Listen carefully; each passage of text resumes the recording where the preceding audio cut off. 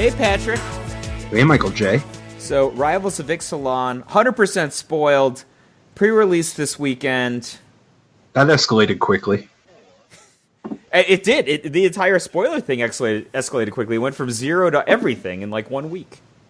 It was fast and aggressive, like I like my pirates. Yeah. Well, I like my pirates kind of slow and card advantageous. Luckily, slow and grindy. Yeah. Luckily, they give them both to you. Yeah. We can hit all kinds of cards. We can hit the fast and aggressive, the slow and card advantageous, and in some cases, the fast and card advantageous. So, all right. Well, then in that case, what do you think about the just diving right in? You know? Like there are oodles and oodles of these folks. So what do you think of Masterminds Acquisition? 2BB sorcery. Choose one. Search your library for a card, put it into your hand, then shuffle your library. Or choose a card you own from outside the game and put it into your hand. Wow! So it's a diabolic tutor with just Omni-Wish, stapled on for free. Yeah, so it's Death Wish with no downside, right? Or just fully diabolic tutor. Right. That's the thing. There was a time when this just would have been the best card in Standard, right? Right? Death Wish, I think that even if this card had no demonic tutor, if it was literally just 4-cost Death Wish with no life payment, you at least talk about it, right? Like, it's at least a consideration. But the ability to diabolic tutor or wish, that's a spicy meatball. So I think this card is kind of a trap, right? Like, it's it's real interesting to think about. It's real interesting to talk about because, folks that remember the heyday of diabolic tutor going to get Mind Sludge or Haunting Echoes or even like a one-off Skeletal Scrying or something like, we have fond memories of Cabal Coffering and Vizaring or whatnot. And so that's the front half of it. And then, but Diabolic Tutor's been back. It's been back in Standard, more than once, I think, since its original printing. And it never made any waves. I don't know if the addition of Death Wish, even with no downside to the mix, is necessarily going to make it such a better card. And the reason is you get so much of the value of the Diabolic Tutor on the front side. Like cards in your deck, you could have a singleton in your deck, and you can go get it. Or you can, in some cases you have like 4 of a card, and you get more of them, like a Corrupt we used to see, or multiple copies of a Mind Sludge in some versions. So I don't know that, for a tournament player, the ability to just go into the sideboard is so much greater, right? When we talk about like a Living Wish being able to do that, it's a powerful dimension that you're putting into a deck, but it only costs 2. There are some really good sideboard cards in Standard, though, right? Yeah, but is it so much more utility than having them in your main deck? Just even one copy. You don't draw them that often as a singleton in a tutor-based deck. I think that the forecasting cost is so prohibitive in a world of Whirler Virtuoso, in a world of Rogue Refiner, in a world of Glorybringer. Just going to take your turn off for what? For a card you could have just played more redundant copies of? The decks that want to sweep, for example, will play 5, 6, even 7. No, you can't just describe it as all of the whatever, because it's also a tutor, right? Like, it's not that it's I always just go tutor up sweepers. If that was the case, you'd just play more sweepers. Yeah, that's what I'm saying. But that's not what you're always going to get, right? Like, okay, so for instance, let me give an example. What about one of the artifact cards that kills a bunch of artifacts? Right, like you're not really going to play, you don't want to be playing either of those 2 red X spells main deck, right? Yep. Which one do you think is better right now? I guess it depends, right? Well, I don't know. You could play them both. Whichever one's better for the situation you're in. I assume it's the X-Red one if there's really an artifact deck that's so heavy that's like... okay, what about... what about Approach of the Second Sun? Nah? Well, so you're saying you have an Approach of the Second Sun in your sideboard, let's say? You're going to go get it? Well, like, for instance, think about what this does for you after sideboarding as an Approach deck. Game ones are very often the easy one, right? Yep. But after sideboard, you can still have access to the Approach combo, despite pulling the approaches out. You know, I was thinking about this as just accessing your sideboard, but what if somebody, like, Lost Legacies you? Can you use Masterminds Acquisition? No? Not anymore, no. Oh, come on! I know, that sucks, right? Yeah, I was thinking, well, that's a plausible way to go. Because it's not outside the game. It's only been removed from the game entirely, which is not outside the game. All right, well, there goes that idea. But if you've got Lost Legacy, maybe you have, like, 2 copies in your deck and you've got one in your sideboard, you could get the one in your sideboard, right? Yeah, but I mean, you could get the one in your deck, too. It's not so sick for the ones where you're splitting. Like, it's much more about the fact that, like, for instance, game one, it's a Diabolic Tutor that also gives you some edge case action, right? And I don't know that you need to go nuts. I think you could, there's... It's at least an option to play, like, literally just, like, one. I think you can play one, maybe two. It's hard to play very many of these. They're expensive, man. Yeah. Right, I'm saying I don't think you have to bend over backwards. I think you could just play one in certain types of, like, for instance, a red-black mid-range deck that already has in the sideboard Duress, and a Sweltering Sun or an Hour of Devastation, and a card that kills artifacts, and a card that can kill a Planeswalker. Like, it might just have a mix of different options than of stuff you don't necessarily even play main deck. And yet you still have access to them. Likewise, you could play a combo deck like Approach and have access to extra kill cards. Not because, like, if they exile all your approaches, you can't go get them, fine.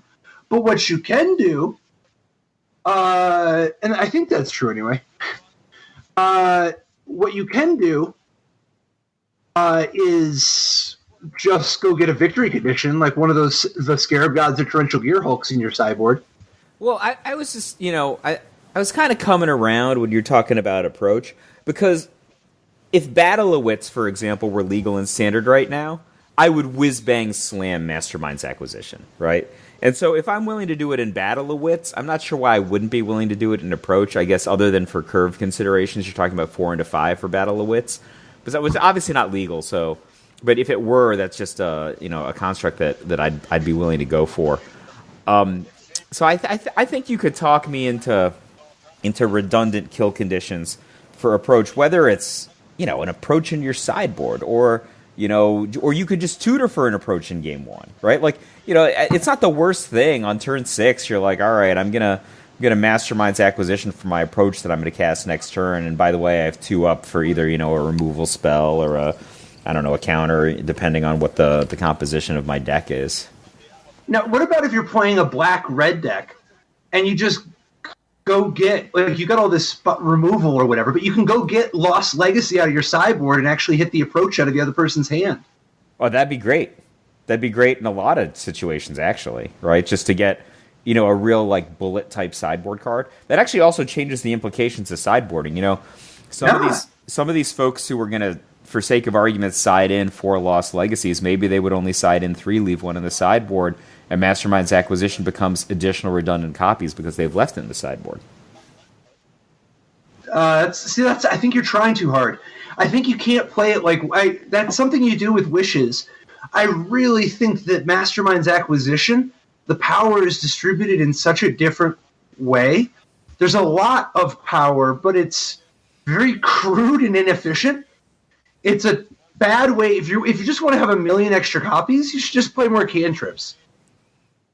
the point of Masterminds acquisition, I think, in decks like this is really about having a toolbox, both main deck and in your sideboard. I think you do play one-ofs in your main deck, and I think you do play one-ofs in your sideboard, and I don't think you have to play very many Masterminds acquisitions. You can just have some ones that happen 2 or 3 times as often. You know? Yeah, I think I could be coming around on this one. I don't know. I'm still I'm a little queasy on that casting cost, though. Yeah, I'm not sure I'm into it. But dude, you have to admit it'd be sweet to go get the Arch of Orazca, right? Arch of Orazca, is that the land? Yeah. Oh, dude, that is like literally number 1 on my short list of cards I would love to talk about. Arch of Orazca, land with Ascend. So you can get the City's Blessing for the rest of the game when you play, if you just have 10 or more permanents at any point. So it's tap for a colorless, and you can pay 5 tap and draw a card. But you can only use that ability if you have the City's Blessing. Well, typically you have to have 6 permanents in play to do that anyway, right? So, typically, depending on if you've got one of these crazy mana engine cards going. But, this card is so cool. It's great, I think, in decks that would go really long naturally, like maybe if there's a blue-white control deck of some kind that, maybe an evolution of an approach deck or some other maybe blue-white, just traditional blue-white control deck that's got 10 lands in play. Sure. That's one way to go. But the thing that I think is really compelling about this card is in combination with Hour of Promise. You just go Hour of Promise, typically you're going to have 5 permanents in play that can tap for mana to start.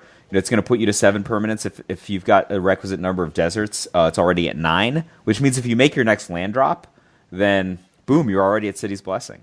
Even if the zombies die, right? You're already at City's Blessing permanently, basically. So it's just, kind of it's a 1-card combo if you have enough deserts. Right, because you can get Arch of Orazca with Hour of Promise. What do you think about just playing this card in a blue-black deck as like a one-of, just to have an extra way to beat, control mirrors? I like it a lot in any of these kind of long-game blue decks. The only hesitancy that I have around it is we've already got Search for Azcanta that has a similar ability that's theoretically faster in traditional blue control decks. And is also an accelerator in and of itself. Also, you have these decks that, hieroglyphic illumination decks, that are built in order to optimize that. I don't dislike it. It's just I'm like, well, we already have a card that kind of does this, kind of does it faster. So I was kind of thinking about different ways to get there. Sure. Well, where do you... is Hour of Promise the primary place that you're seeing it? I just thought that was just a natural combination, right? Like, it's weird because, one of the things that I just have in the back of my head is, why are we not seeing ramp decks anymore? Like, we've seen for the last couple of years, all different kinds of highly effective ramp decks. We saw... that the Eldrazi rotated out. Well, yeah. So, the green. Any other question? Well, the green blue deck didn't need the Eldrazi to win, right? The Time Walk, Crush of Tentacles deck. That deck say that, but it had Eldrazi. It had some Eldrazi, but it didn't need the Eldrazi, right? So the Eldrazi. It wasn't even good with the Eldrazi. We're gonna differ on that point, but okay. But my point is like, yeah, the Eldrazi rotated. But there were ramp decks in formats various, standard and others without the Eldrazi before. And I was thinking like, hey, is there ever going to be something that's worth ramping into, right? Because the real challenge of ramp decks is that they got the same number of lands as everybody else. Everybody's got, 20 or 22 or 24, however many lands. That's a set number of cards that are in most decks. And then in addition to those, you've just got all of these rampant growths and explosive vegetations or Hour of Promise, whatever you got to get more and more mana. So you need to get some kind of crazy powerful threat that can close the game out in and of itself. And are you leading into Zacama, Primal Calamity? I certainly looked at Zacama Primal Calamity and asked myself if this was a card that I wanted to ramp into. This is 6 red, green, white for a 9/9 legendary Elder Dinosaur. So it's a 9/9 Vigilance, Reach, Trample. When it enters the battlefield, if you cast it, untap all lands you control. And it has 2 and a red. Zacama deals 3 damage to target creature. 2 and a green, destroy target artifact or enchantment.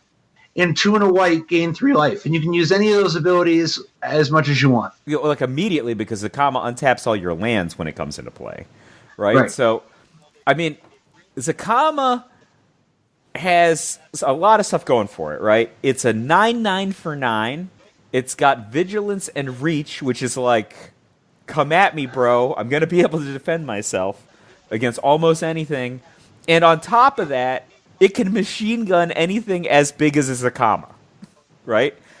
When we just immediately, because it untaps your 9 lands that you already had, and at 2 and an R for 3, that's enough to stop a Zacama, which is as big as itself.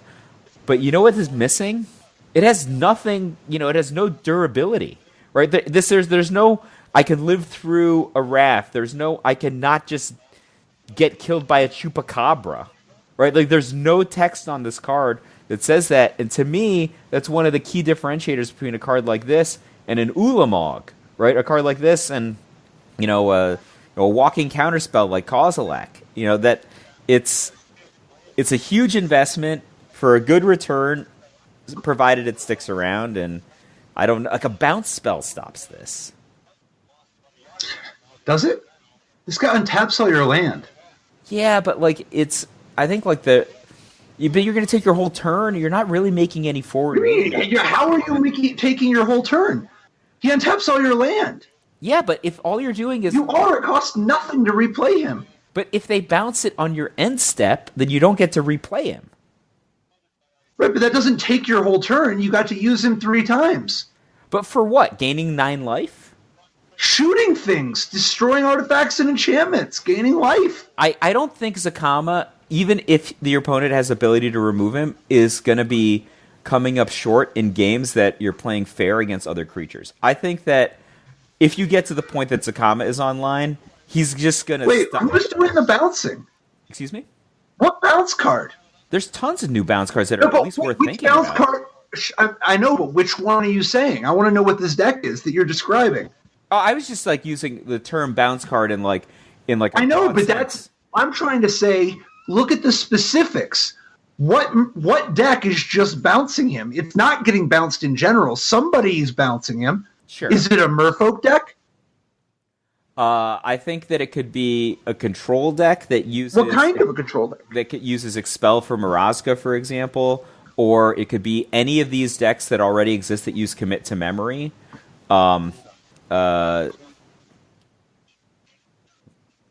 You can, I guess you have to admit you're not really going to play Expel from Orazca, and it's not close, right? Well, in your control deck, I was just you always want to play the hood. You're always just in for every hoodwink. I am. I mean, I played the heck out of what is it? Journey into whatever last season, the one that strives for 2. That card was not good, by the way. It was not good. If you ever get in a fight between your Journey, I can't even remember the name of the card, and their Lifecrafter's Bestiary, you're like, oh man, I got the perfect card. This bounces the heck out of Long Tusk Club, and they're like Lifecrafter's Bestiary. You're like, what have I done with my life? That I have this stupid bounce card in my hand, and they have a Lifecrafter's Bestiary. I deserve everything that they give me. Here's an alternative.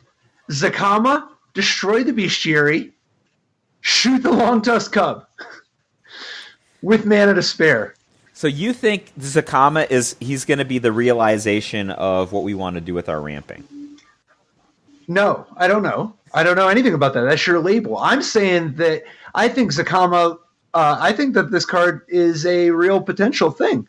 I think that this format is so screwed up and balanced around such the wrong things that I can't speak with too much confidence yet that we magically are going to suddenly want to just be ramping. But I think that this card is objectively good.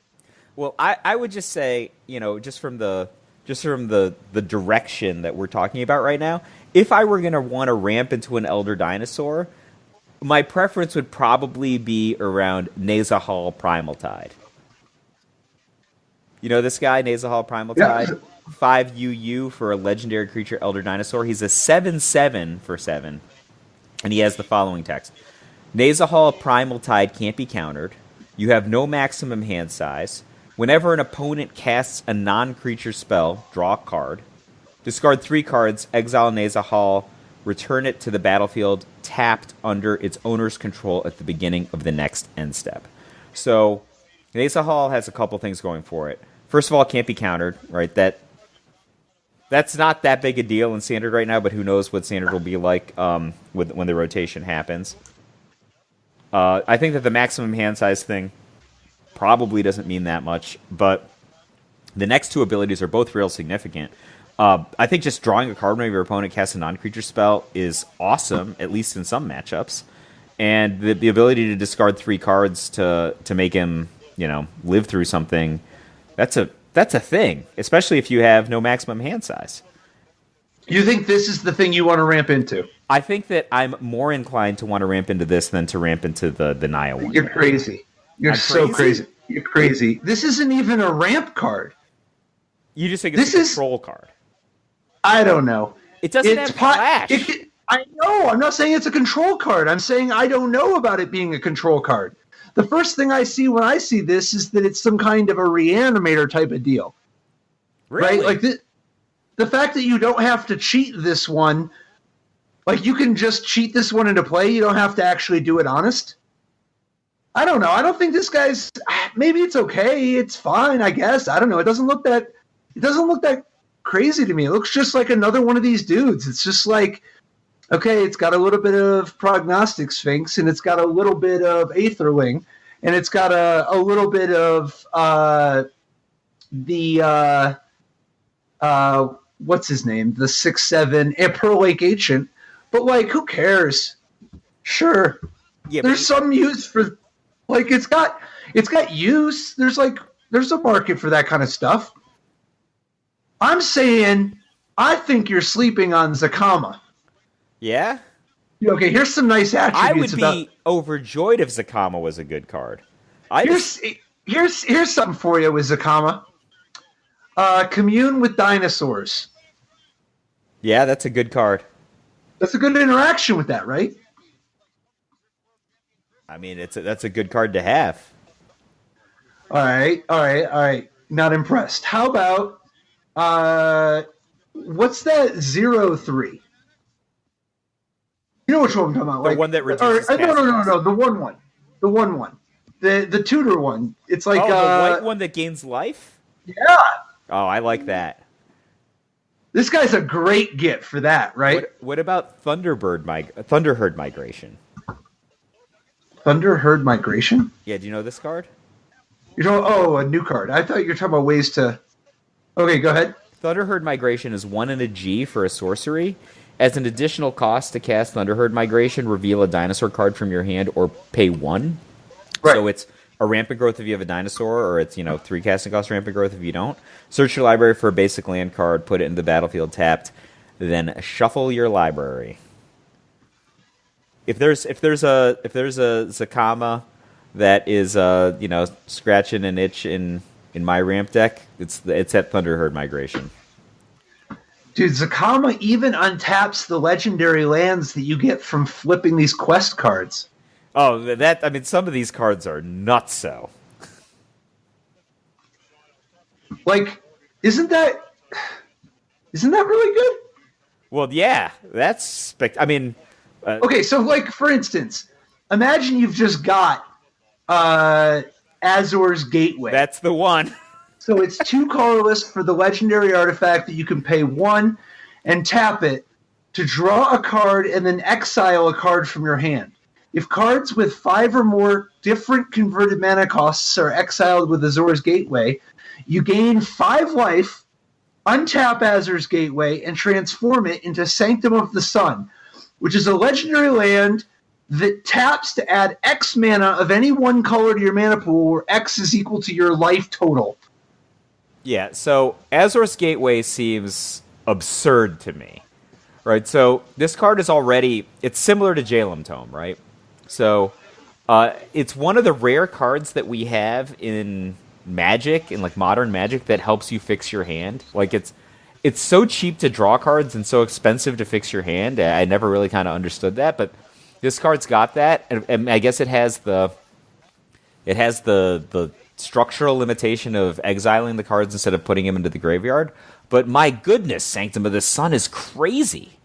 Like, that card it's untapped, right? Like, yeah, and you gain 5 life. But okay, so think of it this way: Azor's Gateway is like a Jalum Tome, but it costs 1 less to cast, and it costs 1 less to use. Like, remember, this is looting the good way. This is looting the good way. Even though it does suck that you have to exile the card instead of discard it, you get to draw a card first before deciding what to exile. Now, I do think you're going to have to wait a little longer on Sanctum of the Sun than I think people... I think sometimes it's going to surprise people how long it takes to set up 5. Yeah. But now, that said, 0 is an easy one. Yep. It's easy to get 0. Right. Other copies of Azor's Gateway make great 2s. Right? I mean, now... No argument. Here's a nice little bonus. When you're playing Azor's Gateway, you want to have some expensive cards to cast once you have the Sanctum of the Sun. Well, if you have some expensive cards of different costs, they're great to discard to Azor's Gateway. Like, how many 9s did you really have anyway? Right? So, like, it's like... Maybe it's 4. I mean, do you play 4 Azor's Gateway and 4 Zacamas in this deck? I don't know. I think you want to have a variety of costs, though, because you know what sucks? Can you imagine having 3 Zacamas in your hand? Yes. And you're like, well, I really do want to loot away the third one. Bit. Right, like, so I think you want to have a spread. But there's a lot of super dope ways. So, like, one of my favorite ways to really abuse Sanctum of the Sun is cut to ribbons. I think Cut to Ribbons is just an excellent... I mean, first of all, you can just play for Cut to Ribbons, right? Like, it's just a fine card. But that way, when you have a Sanctum of the Sun, when it flips, you can just Channel Fireball your opponent all the way out. And it's not just Channel Fireball for your life total. You get to get them for a lot more because you can spend your mana, too. You have other lands. Right, and, yeah, you have all the other lands. And that's to say nothing of the possibility of untapping this thing. But, like, just having Cut to Ribbons where you don't have to hold it. Like, you know how a lot of X spells you would have to hold it to use for this? You don't even have to. You can just use it, and then it's just sitting in the graveyard so that at any point, if you ever get Azor's Gateway to flip, you can just kill him on the spot. I like every single thing you're saying. This card, Cut to Ribbons is we agree very strongly on. Here's another interesting part. Cut to Ribbons functions like a 2-cost card, right? You just cut them, right? But when you exile it to Azor's Gateway, it counts as a 4 now. Because of the flashback. Right, and you just add them together now. So the nice thing is you don't actually have to play 4s to have Azor's Gateway count as a 4. I mean, to have it count for Azor's Gateway as a 4. Another interesting little twist with Azor's Gateway, you can use it with cycling cards. Cycling cards let you have a bigger spread of numbers than you would normally have access to with a lower opportunity cost, you know? Like, if you don't have the Azor's Gateway, you could cycle away the thing. You basically have ones that cost 4, ones that cost 7, ones that, Whatever, right. You have a 2. Right. But I think if you're playing some kind of a deck that wants to be like... If you have tutors, Azor's Gateway is a great way to get rid of the copies of the tutor targets you don't want right now. Oh, this is all coming together now. If you have a ramp deck, Azor's Gateway can smooth your draw out. It can help you not flood out very effectively, just as a looting over and over and over again. I mean, even once you flipped into Sanctum of the Sun, a redundant Azor's Gateway later might be useful, to prevent that flooding. Right? You just play it and then fix your hand if you draw too many, rampant growth type cards or too many lands later in the game. And you can also keep it from flipping. by just not discarding or, I guess, exiling the kinds of cards that would make it hit 5 different casting costs. And there's a variety of interesting ways to really take advantage of tons of mana. Like, for instance, imagine if you had Wildest Dreams. Right? Like, that's like just another. How about if you're playing some kind of Colossus deck, right? Not only could you just have Metalwork Colossus, I mean, often the Colossus will cost you less anyway, but you could have expensive cards and start chaining them together. Like, for instance, what if you have Inventor's Fair? Right? Like, sure. You could just cast, what's that Planeswalker everyone has in their teamer sideboard? The blue-green one with X? Sure, and just kill your opponent outright that way. 10 you with that. Or this is a good payoff. Nissa? Yeah, for Azor the Lightbringer. Lawbringer, rather. Right? Like, you could Sphinx's Rev for quite a bit if you have... So Azor the Lawbringer is 2 white, blue for a 6/6 flying legendary Sphinx. When Azor the Lawbringer enters the battlefield, each opponent can't cast instant or sorcery spells during that player's next turn. Whenever Azor attacks, you may pay X white, blue. If you do, gain X life and draw X cards. So this is the Sphinx behind Sphinx's Revelation, right? Basically. And Azor, the Lawbringer, is conveniently, seems like the same folk as Azor's Gateway. And I don't know, maybe this is just me or these guys from different planets. It sounds a lot like Azor ES Charm, right? I don't know. Yeah. But, those guys are also white-blue, but what have you. If you flip to Sanctum of the Sun, that guy's just unreal. So Azor the Lawbringer has a little bit of Dragon Lord Ojutai going on. Yeah, a little bit. For and that's often, I mean, how much do you need? You get to have a Sphinx's Rev if you untap with this thing. Azor the Lawbringer is pretty good at helping bridge to the turn where you get to do the Sphinx's Rev. Right? Like, if you play it, if your opponent doesn't have a kill spell open, it has to be up and ready to go, and it has to be something that can kill a 6/6, right? Like, a lot of the time, it's not just trivial to kill this thing anyway. But if they can't actually sweep the board, they can't fumigate or whatever. Now, it is tricky though that Azor has weaknesses to things like Cast Out and Planeswalkers like Angrath. Well, but there's a lot of stuff that you can interact with it. Hostage Taker, right? Chupacabra. There's a stack of things. He's way less invulnerable than Dragon Lord Ojutai. Right. What do you make of this guy just straight up, not even doing anything fancy, just playing with his card? I think it's. I mean, if you're talking about a finisher in control decks, I think it's super overrated right now relative to what I hear people talking about. It's just not.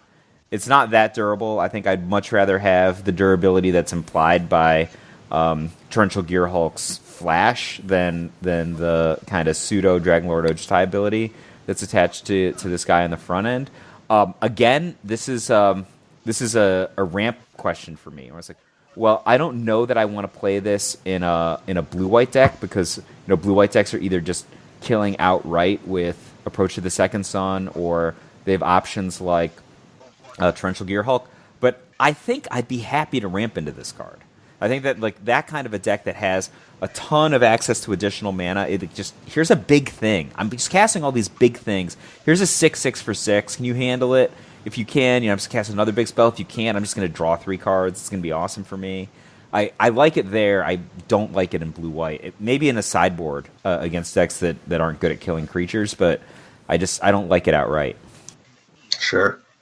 Here's an interesting whammy for Azor. What if you have to face somebody who's just playing Profane Procession? This is that new flip enchantment. It's 1 white-black for a legendary enchantment. You can pay 3 white-black, exile target creature. Then if there are 3 or more cards exiled with Profane Procession, transform it. Yeah, and then it transforms into Tomb of the Dusk Rose, which is a legendary land that has 2 sweet abilities. One of them is to tap for 1 mana of any color, to your mana pool, and the other one is 2 black-white tap, so 5 total. Put a creature card exiled with this permanent onto the battlefield under your control. So I think this card is really cool. I like the front side so much, but I kind of don't ever want to play it main deck. Like, I feel like there'd be matchups. Why? It seems like super slow, but you play one. No, which matchup? Wait, I would want it in a lot of situations. Where would you not want it? Mono red. This card doesn't look good to you against mono red? I feel like I have a good chance of getting splattered. I'm not saying this is the first card you play, but this card doesn't look like a reliable answer to Hazoret to you. No, I think Hazoret's going to splatter me, and he has another ability that is pretty good. I mean, it has exile, right? But, like, it's such a huge commitment. But you also, it's not even just exile, right? You can wait until their attack phase. Like a lot of things that can deal with Hazoret, the other person could just play another Hazoret from their hand, right? Sure. Yeah, I guess it's in the colors that have a lot of good ways to interact with mono red earlier in the game. So, yeah, I mean, this can't be the first thing to the party, and I'm not saying that mono red's its best matchup, but I don't know, I would activate this. Do you think this is not good against Glorybringer? I think that this is the kind of card that if I untap with it if I set up a game in such a way that I untap with it with 5+ mana in play in a fair game against a fair deck, I'm very likely to win. I think that's not the question, though. I'm just saying, like, it's at least decent against Glorybringer and Hazoret, right? Yeah, and What about Earthshaker Kenra? No. The token doesn't even count. One, if you hit it on the one way, it would count, and you would stop them from exiling, or you'd stop them from getting the 4/4. Yeah. Right, but like if you hit the token, it doesn't even count towards the 3 before you get stuck with the tomb. Well, it's actually great against the token, right? You actually have savings relative to the 6, and the token is a ton of damage at haste, so that would be great. But yeah, I like I said, I like the card a lot. I don't know when I'd want to play it. Do you see this? What if you played against somebody who has the Scarab God in their deck? Oh, well, this is fantastic against them. I'm very happy. They could never win, right? Okay, what about if somebody has their big plan in their blue-black deck is that they have Torrential Gearhulk and the Scarab God? Well, if you they can still never win. Yeah, they lose, right? If you just took out, if all you did was take out, their Scarab Gods, you could just fairly destroy their Torrential Gearhulks, which I'm sure you have an overabundance of ways to do, and they would just be messed up. Or if you're ever flashing back their Torrential Gearhulks, they're in a lot of trouble. All right, what if they're playing an energy deck? Yep. How is this card against somebody when they're playing, like, say, cantrip dudes like Rogue Refiner, Whirler Virtuoso, Glorybringer, the Scarab God, and Longtusk Cub, and Servant of the Conduit. Those are their that's what they got. Those are their threats. So I obviously love this against their Rogue Refiners and Scarab Gods and Glorybringers, and I dislike it against their Longtusk Cubs and Hydras. I don't know. You have to have something. Yeah, I think I don't know. This is not bad against the Longtusk Cub. No, they can never win. A Longtusk Cub's gonna beat the. Bam, bam, Why do you think that this card is the first thing you're playing? I don't know. I guess I'm just a pessimist. Dude, okay, so you were in for Debtor's Knell. Yeah, I was in for Debtor's Knell. This card is several mana cheaper and has a much bigger impact on the game. Isn't this just way better than Debtor's Knell? Are you saying this is like the most Michael J card there is, and I'm just not? No. A lot of no. This one isn't so much brute force. There's a little finesse. This one also requires a sophisticated palate to appreciate. Maybe, man. I don't know why you wouldn't be on board with this thing. This is like a Magita the Lion. You just play this and they can't win anymore. You just keep naming my signature cards. That's why it's blowing my mind that you're not in for Profane Procession, man. I said I like it. I just don't want to play it. Why? You're the one who taught me that Y is just telling me a story. I could be convinced I'm wrong, right? That's how we learn. Wait, what is telling a story? No, I know, but that doesn't mean you don't ask why. Why is the best question? All right. It's just a story, but dude, your feelings matter. I'm in. The story matters. I'm in. I changed my mind. I'm in. I was always in. I was always in, and I was just scared. But I've unlocked the bravery. So when you have a Profane Procession in play, you can use this ability at instant speed for no reason. That's just legal. That's just legal, right? Yeah. Okay, so let's imagine that they are. Let's imagine that they're playing this ramp deck that you were describing. Yeah. If they have anything besides Zacama, they're in trouble. And even if they have Zacama, if you have mana open, you can still take Zacama with you. And in fact, you can kill Zacama with the untap trigger on the stack. Yep, you can kill Zacama and hide him underneath the Profane Procession, and maybe some future Zacama can disenchant it. Maybe. I guess they could. If they had a second Zacama, they could do their untap, play their second Zacama, and then eat your Profane Procession. That would be sweet. Dude, what if you just had like a bunch of removal, and then you just let's say your deck just had tons of removal, right? Yeah. And one of your removal cards is Profane Procession. It's also my victory condition. Yeah. Well, you could lose to combo decks, or you could lose to token decks. Well, first of all, I'm assuming you're gonna have a whole bunch of sweepers in this removal deck.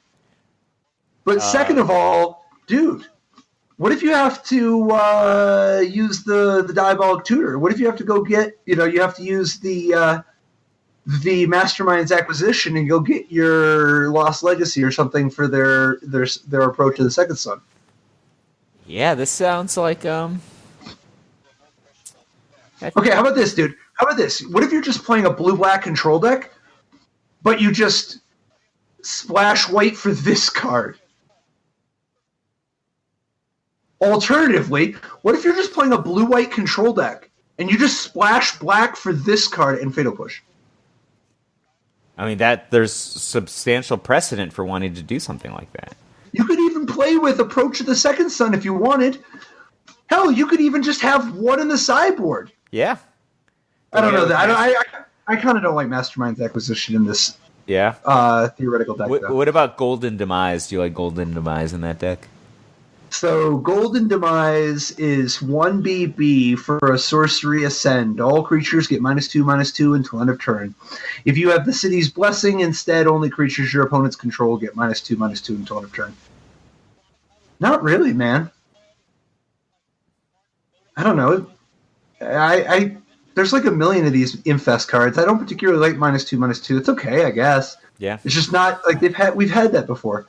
We've got some of those. It's fine, I guess. I think I'd be more interested in the -3/3 that lets you cast a 3-cost spell for free from Kaladesh. Yahenni's expertise. Yeah. But I, even more so than that, be interested in Fumigate. That's fair. Let it air it out. If you're going to play with a sweeper to tutor up, you may want to consider Bantu's Last Reckoning, just in terms of being able to do it in one turn. I feels you. Dude, I still feel like you're not on board yet with the Profane Procession. No, I've told you. You've unlocked my brain. Okay, how about this? What if they're playing with Gate to the Afterlife, right? They're playing some kind of God Pharaoh's Gift type of jam. Yep. Right? You can just exile, when they make a 4/4, you can just exile it. Oh, and it's just machine gun free? Yeah. Oh. They can never win. Man, I love it when the opponent can never win. What if can I play this in my ramp deck? I feel like I would play this in my ramp deck. I just sure. I'm like one plains and one swamp. I don't know. This is. I mean, that's a little weird, but you can Hour of Promise for both. Yeah, I'm in. I'm in if it's in my ramp deck. It's fine. I'm playing one copy. Sure, whatever you gotta do. They can never Why win. one copy? Don't you want to draw it? I don't know. I don't know if I do. I think I want to draw it like real late or something. This is the kind of card that you play in a kind of deck where you sit back, you have in a comfortable chair, and you play some Magic for half an hour. You're not one of these games like, I hope I really draw my Profane Procession early. Profane Procession early. What if you don't draw it? I have to win some other way. You just don't believe yet.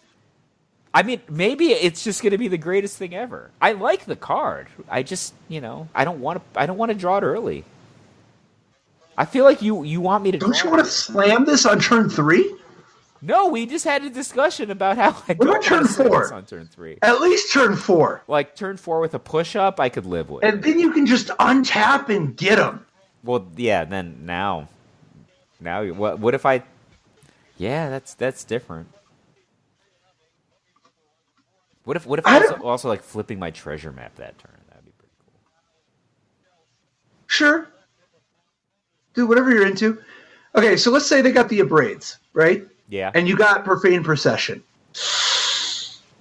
Okay, let's say you got Profane Procession, but they've got Dissenter's Deliverance. Okay. You get them. Okay. How about this? You've got Profane Procession. Yeah. And they're playing one of those freaking, like, pummeler decks. Yeah.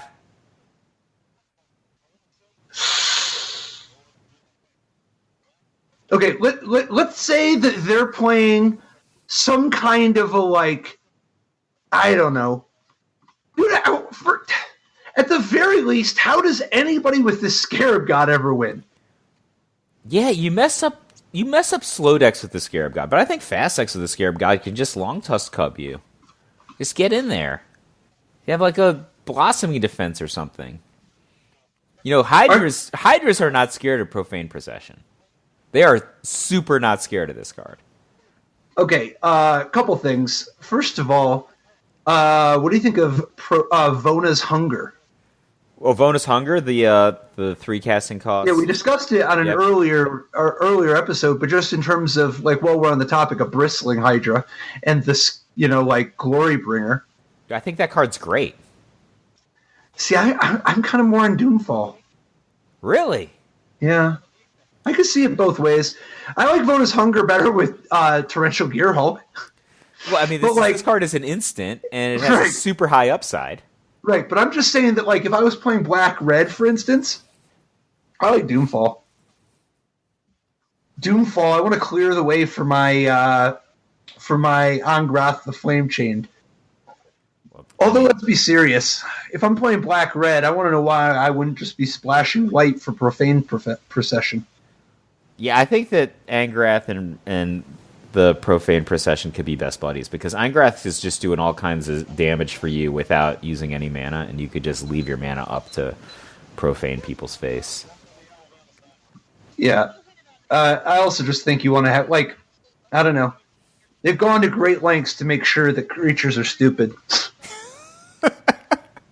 Well, just to counterbalance that, they've given us lots of ways to kill creatures that are not too bad also right now. No, I mean stupid as in you shouldn't play with them because all the ways to kill creatures are just so... Really? That's not entirely... I mean, we'll see. There's a lot of real good creatures. There are. Whirler Virtuoso doesn't feel that way to me, or Rogue Refiner, or the double Explore guy that just came out. Everything's a cantrip. Those guys are real resilient against removal. So let's switch gears a little bit for another thematically, reminiscent kind of card. What do you think about Blood Sun? I assume this is the opposite of Blood Moon at the same casting cost. It's an enchantment for 2 Well, it's similarly offensive. Yeah, for sure. Blood Sun. Go ahead. Yeah. This land is. I mean, it's not a land. Sorry, this enchantment is kind of dumb. So it's 2 and an R. Enchantment. When Blood Sun enters the battlefield, draw a card. Okay, I'm interested. All lands lose all abilities except mana abilities. So, all those interesting things we were talking about, you can cantrip right through. Yeah, this card's a weirdo. I mean, first of all, I question if the thing that this card needed was cantrip instead of like something. Like, imagine if this thing did like 2 damage or something. Yeah. Cantrip anyway.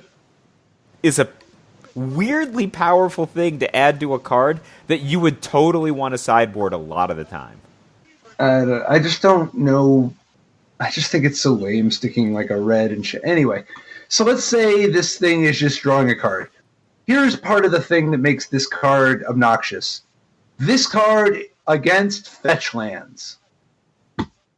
Oh, wow. That sucks. Yeah. That just sucks for gameplay. Right. Like, what if you could just make your Blood Moons cantrips and the fetch lands didn't tap for any mana? That's just not fun at all. No. It actually, look, the more I think about it, it's like in Modern, like you have tons of decks that maybe have like 5 fetchable lands, right? Well, I think the point is, I think there's a meta statement of screw them. Yeah, but why? Like, they're not offensive decks. I agree. I agree. Like, yeah, like I have like 12 fetch lands and 5 fetchable lands in my deck. It doesn't make me a bad person. The thing that I was thinking, it doesn't even turn off Sanctum of the Sun. Right? Sanctum of the Sun is still fully powered under Blood Sun. Yeah. It's just, it's weird. It's super powerful in Modern. Yeah. You could just play Blood Moons and Blood Suns and Magus of the Moon if you wanted. Yeah, that would be a weird deck. No, it wouldn't. Those mono red decks that really do that, they already play Blood Moons and Magus of the Moons. Of course they would play Blood Sun. Why not? Does this just turns off Valakut, right? Just like... Yeah. Nothing. It's a cantrip that makes them not able to Valakut from here on out. Yeah, like, why do they make it you could just play 4 in your That's main what deck. I said! Why would... Like... You could just, yeah. Like Bird of Paradise Go. Blood Sun. Nice fetch land. Like, like fun. The fact that it's a cantrip to make sure to drive the point home. Like, at least Blood Moon, we've all seen those situations where, like, you draw the second Blood Moon and you're getting beat down by the turn. You can just play Blood Sun and, cantrip. Find a lightning bolt or something. Just not a problem. Now, it doesn't shut off all of their ability to actually just cast cards, Yeah, but assuming that they have those decks, they're just trying to get to the thing. It's so polarizing how much this thing is like just complete binary, where it doesn't hit shocklands at all or any of the other duels, but it annihilates fetch lands. I mean, this thing annihilates fetch lands like nothing else.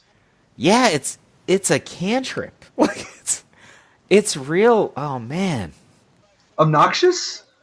Yeah. Oh yeah, it's weird because it costs the same as like a Stone Rain, but it's Stone Rain's their whole deck, and you draw a card. Okay. Yeah. Yeah, I don't know. I don't. Yeah, I don't know. Hope you didn't go second. Right? Do they? I mean, maybe if they just... I don't know, man. Maybe this is, I guess, a strong statement, but... Yeah, I just didn't realize when I was like, oh, this is an interesting card, and then I was just like, I just did not think about it in the context of Modern and just the imbalance of fetch lands versus, mana-producing lands in so many Modern decks. It's I don't know, is it even fun to play against, like, Affinity, with Blink Moths and Ink Moths and stuff? Like... It's clearly going to be very powerful sometimes. That's a thing. Yeah. Let's not talk about Blood Sun. Okay. All right. What do you think about... Okay. Sorry. We need to transform... Okay. So, unrelated, what do you think about the Path of Mettle, which is red-white legendary enchantment? When Path of Mettle enters the battlefield, it deals 1 damage to each creature that doesn't have first strike, double strike, vigilance, or haste. And whenever you attack with at least 2 creatures that have first strike, double strike, vigilance, and or haste, transform Path of Mettle. So it transforms into Nezahal, Tower of Triumph, which is a legendary land. It taps for 1 mana of any color, like a lot of these transforming enchantments from this set. It has 2 abilities. One of them is 1 and an R with tap. Nezahal, Tower of Triumph deals 2 damage to each opponent. The other one is 2 and a white. Choose a creature at random that attack this turn. Destroy that creature. So this card is, I think it's cool for a couple of reasons. One, it's super cheap, right? It's only 2 mana. And then 2, I think it's pretty easy to set up. Like if you just build your deck that has, creatures that have first strike, double strike, vigilance, and or haste. Like for example, the current incarnation of mono red, the aggro version, not the Ben Stark version, have a lot of haste creatures, right? That they already like every creature in the deck flips has haste, right? Even the ones who don't have like first strike. Like rigging runner or whatever. Yeah, so it has so you could just easily just slot this into some kind of deck skeletons we have already, and then it in addition it has this ability of just damaging creatures when it comes into play. So it can help get blockers out of the way or something. Remember, it can go after it kills all those Legion's Landing style vampires, all the 1/1 lifelink tokens. Lifelink is not one of the privileged keywords. Yeah, so and then it flips and accelerates for you. So I think another option is this in some kind of an enraged deck. Right, like you can put this in some kind of enraged deck so that it pings your enraged creatures. Oh, like for example, if you've got that new 5 casting cost white dinosaur, that would be a great thing to enrage with. What's the name of it? Which one? Trapjaw Tyrant. Whenever Trapjaw Tyrant is dealt damage, exile target creature an opponent controls until Trapjaw Tyrant leaves the battlefield. Yeah, so it's 3 white for a 5/5. So it's already like an interesting casting cost for a white fatty. And then that enrage ability is crazy powerful. So that might be something you might want to trigger. But anyway, getting back to the Path of Mettle itself, I think that it's a desirable card because it's so cheap. It seems really easy to set up, and the legendary land form is pretty cool, right? It like that 2W ability is like super strong. Like when you're talking about Profane Procession, how when you have it online they just can't win. Like it's this card is just like, what are you going to attack me? How many things are you going to attack me with? So tokens maybe it's not very strong, but anything that has sizable creatures.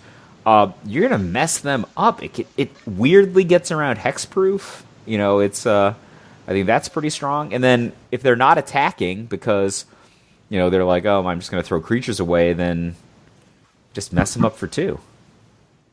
I think this is cool because in a deck that might be hyper reliant on haste creatures or whatever, it just gives you a finisher.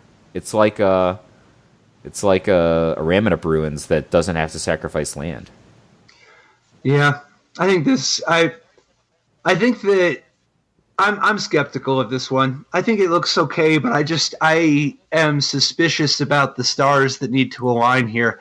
I'm not sure we're going to get very much value out of the 1 damage AoE. Yep. And I'm not so sure about whatever red-white deck this is. I mean, it's possible. I think... Yeah, I'd have to see what this Enrage... Like, I'm guessing that Enrage might have to be part of the equation. I just think a lot of different stars have to align because there's just other sweet stuff you can be doing. Well, imagine you had just a red aggro deck of similar style that we've seen right now, and then just for sake of imagination, just played 12 white dual lands. That you just what added. 12? Inspiring Vantage, Aether Hub, and Stone Quarry.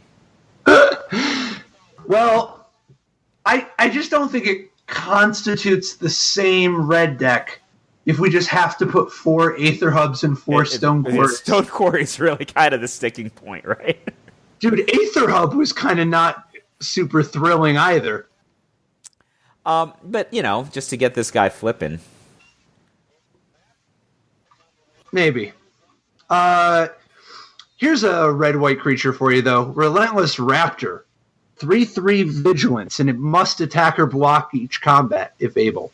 Yeah, this is like a weird card, right? So 3/3 vigilance for... It's not that weird. For RW? Watch one upside and one downside? I don't know, it's not that weird. I mean, I think it's weird to have in red. Why? Like, because if... It must attack. Yeah, but these are like good combat removal colors, right? Like, just... I guess... They're not good mana fixing colors. I guess we've already established that with Path of Mettle. Yeah, but at least with dinosaurs, you could, in theory, be playing some kind of a dinosaur like the Unclaimed Territory. So that you actually get another duel,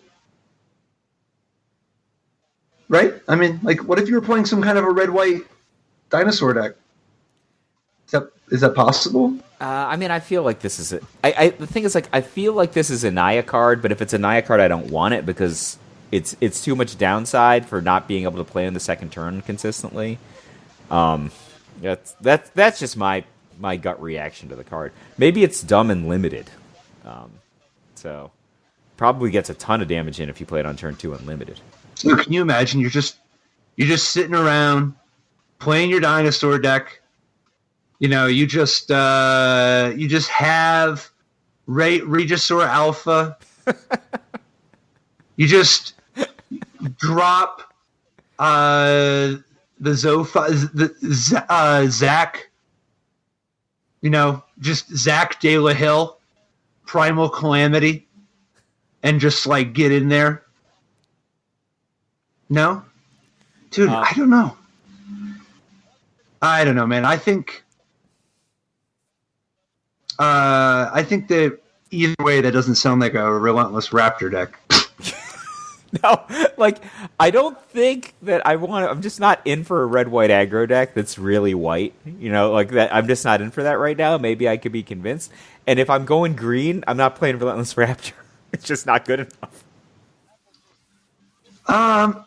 Okay, so let's say you're playing red-white dinosaurs, and you've got that one cost 2/2. You got the one cost 1/1 double striker because you're playing with 4 of the 2/2 Flying Menace and 4 of this guy, and you've got dude, I don't know why we're doing this. No, it's not that it doesn't have payoff. It's just the payoff versus volatility is that Venn diagram is not what you're looking for. Not when you can do the other things that we can do in standard. Yeah, I'm trying. All right, how about this? You're playing vampires, and you've got Sadistic Sky Marcher, which is that 2 and a black for a 2/2 flying lifelink. But if you've got a vampire card in your hand,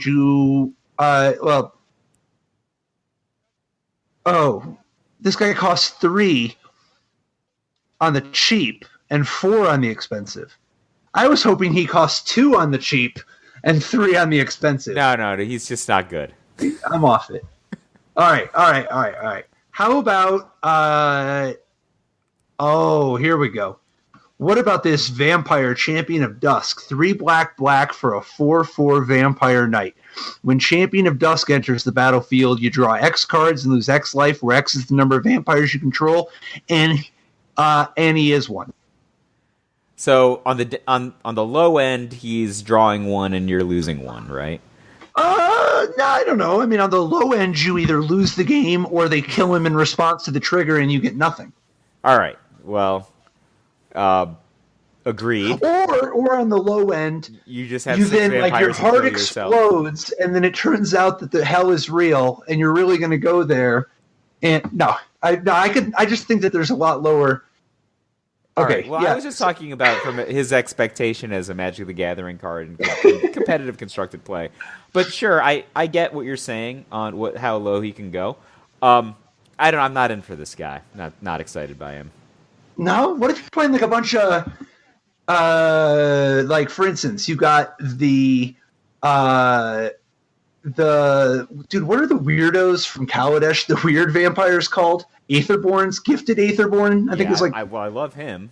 Yeah, so Gifted Aetherborn is a dope one, right? Maverin. I know you like Maverin, right? Sure. I'll entertain this line. Okay, how about Oathsworn Vampire?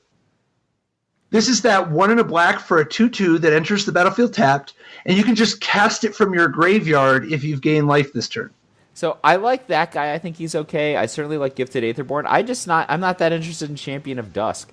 Like, I think 4/4 for 5, right? That he doesn't have any like other flying or anything going on, and his downside is real volatile.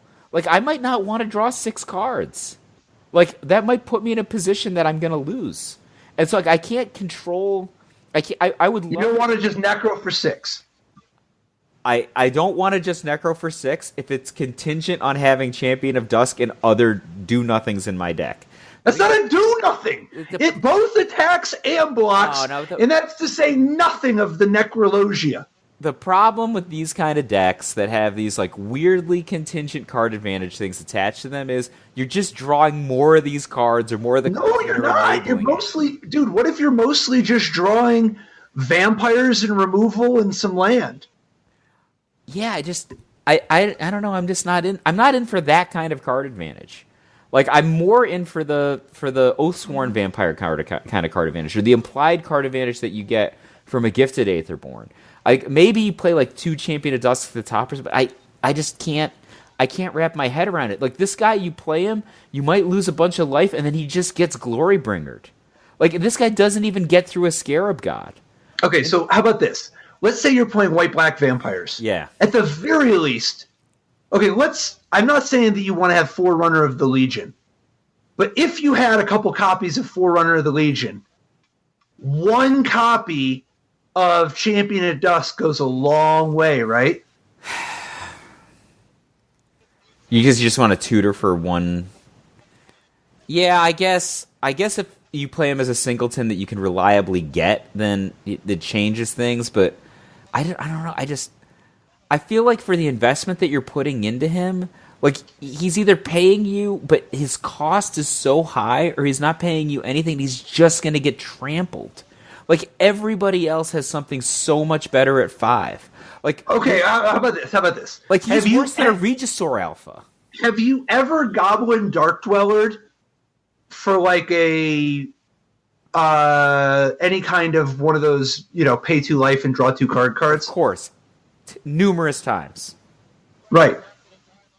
But so that's a Champion of Dusk for 2. No, I got to pick. Like, if I wanted to get like some sort of removal card, or I could have done that too. Like that card.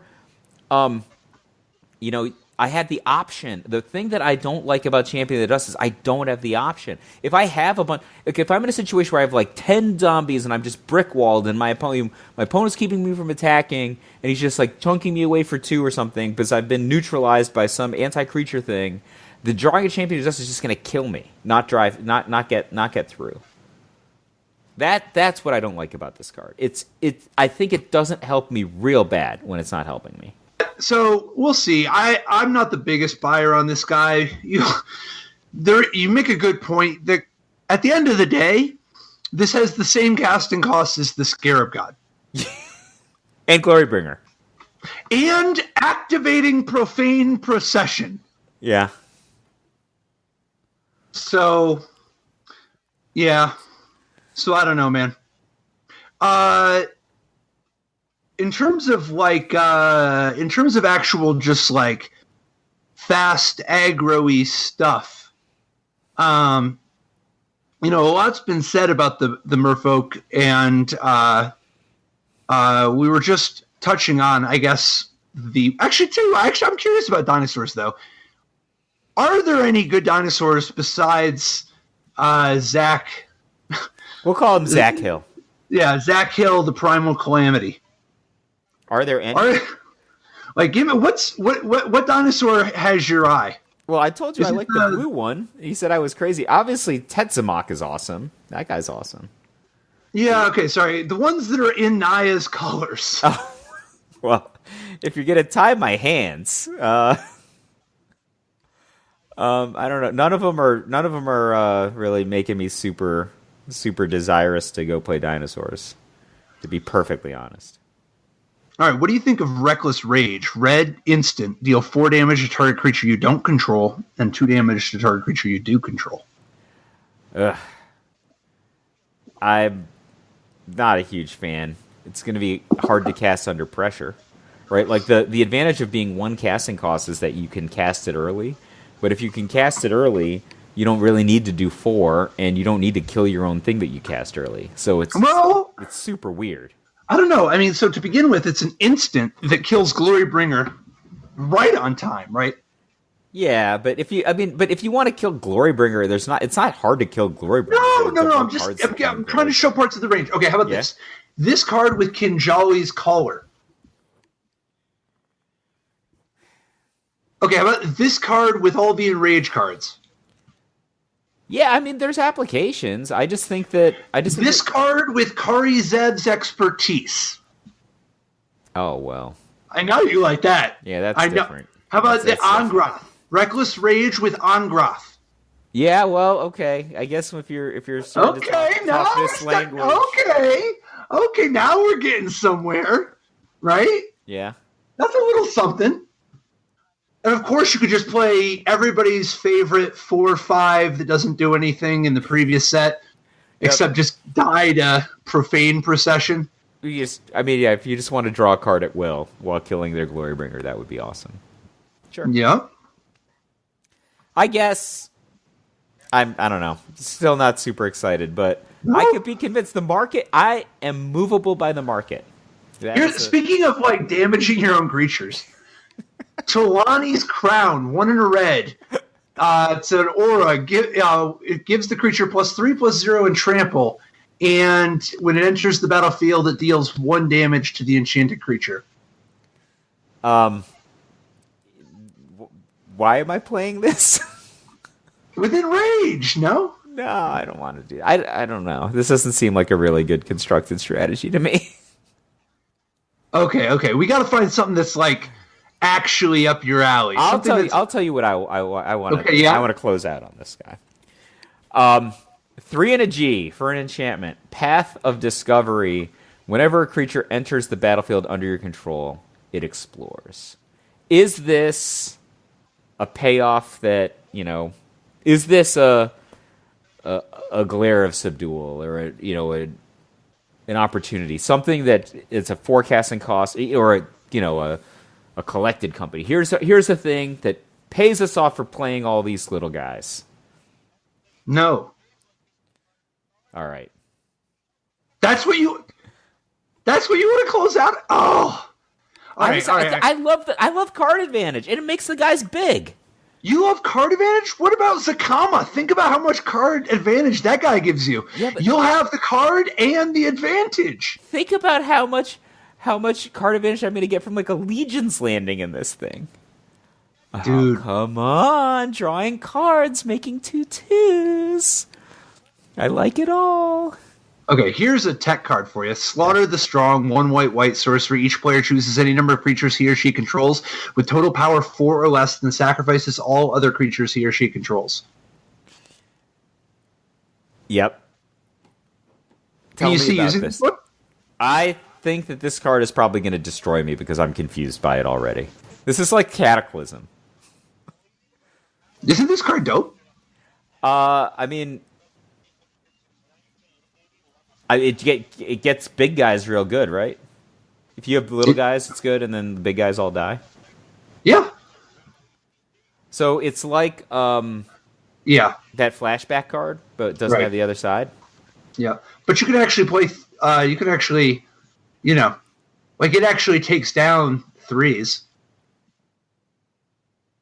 Sure. I mean, I guess you can buy. The thing is, you can bias your deck in a way that this card is good, but I think that it's difficult to bias your deck in a way that this card is good and you want to play it in your main deck. Maybe it's a great sideboard card.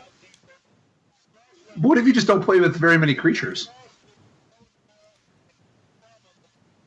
Yeah, but it's if you're going to use this as a control-ish type card, I think that the fact that it's erratic against small creature decks makes it limited.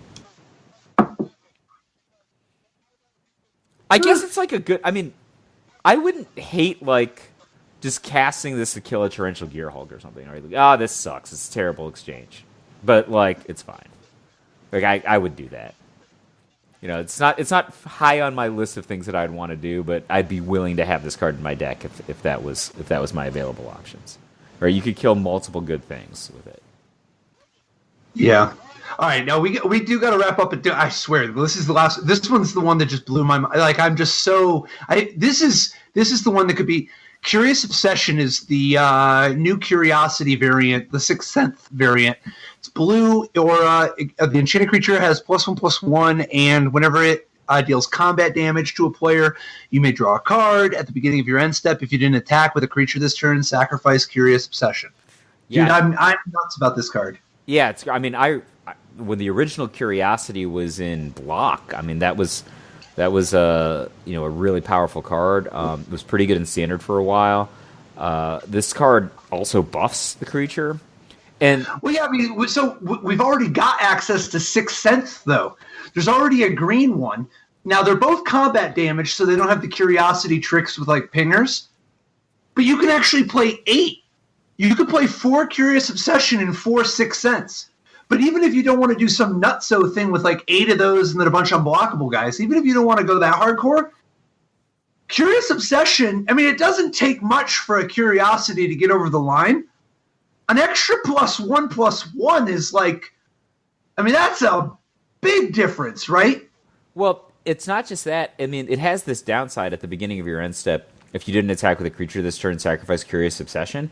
I think there's a small bonus there, even though it's a negative that's put on the card. So you don't necessarily have to attack with this creature, right? You could have attacked with somebody, and then you don't lose it. So, yeah, I think this card might be real good, especially, if blue combat creatures, whether they're merfolk or not, if they're good, like you said, there's guys that fly, there's guys that are potentially unblockable. You can go into multiple colors with this. And like this is a great little buffing payoff, I think, for if you were to play a blue-green creature deck, right? The green guys might be good. Yeah. Or even if good. No, sorry. Just giving them +1/+1 on a guy who's already good. That's fine. If you want to put these on some guys that are not good, but might be good in context, Mistcloak Herald. I mean, Siren Storm Tamer is pretty good anyway. But Mistcloak Herald, Siren Storm Tamer, you could even play the 1/2 from the previous block, like just the 1/2 unblockable from Amonkhet, Hour of Devastation, the 1/2 unblockable. So you could just have a bunch of those. Or if you were playing a Merfolk deck, you might just have 4 of the 1/1 for 1 and 4 of the 1/1 for 2 that gets buffed by Merfolk. Like the River Sneak. I could totally see this being playable, and I would play this in a Merfolk deck. Making those guys playable, I should say. I think you just play this in a Merfolk deck, man. I can see it. I mean, it doesn't have to be Merfolk. It could just be like dudes, like probably they're Merfolk because just they might be pirates. You can do this with pirates. Yeah, dude, I would totally put this on the Warkite Marauder. I love the Warkite Marauder. The 1 in a blue, 2/1 flyer that whenever it attacks, target creature defending player controls loses all abilities and has its base power and toughness 0/1 until end of turn. Oh, that card's fantastic. This card is amazing. This card is so much better than all the other 2/1 flyers ever. Like, this guy's just... You mean all the other 2/1 flyers at 1 in a blue, most of which, even when they were playable in standard, like Vaporkin, had drawbacks? Most of which are in this set. There's like 8 different 2/1 flyers for blue. But anyway. This guy, first of all, like, you could play this theoretically with even that like red-white enchantment we were talking about. Make somebody take away all their abilities, make them an 0/1, and then play that thing and kill it, right? Or this ensures that if you've got like this guy and they've got a flying blocker, that they can't block your guy, which is super cool. Anything that pays you off for passive targeting. It's got like multiple passive targeting, one for every. Dude, if you're playing a blue-red, absolutely. This card is awesome. Awesome 4X pick. I think this card is super dope. Imagine you're playing a blue-red aggro deck, right? Like, there's so many times they've played, like, weirdo, like, oh, I guess we're just in for flash. That was enough. This turns all of your shocks, all of your lightning strikes, abrades, anything, they're all terminates. All kills, and they only cost 1. Right. You can even kill the Scarab God. I think we may have a winner. Dude, this card is so dope. Anyway. Thank you guys for joining us this week. It's we wish we could stretch the spoiler season out a little longer, but we're gonna have to hit it in top speed with the pre-release coming right up, and then the the release right around the corner. We need to dive into these cards ASAP.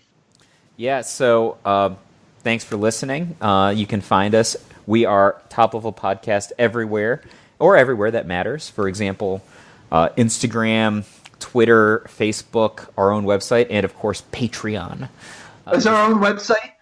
Is that toplevelpodcast.com? It is. But I'd like to just shout out to Carl Varga this week from Patreon. Major props, dude. So thanks. I'm going to be playing at the Midnight pre-release this week on Friday night, I think. So Exciting. I was victorious at the Ixalan pre-release, looking to repeat that at the Rivals of Ixalan pre-release. Nice. Good luck, and good luck to all y'all. All right.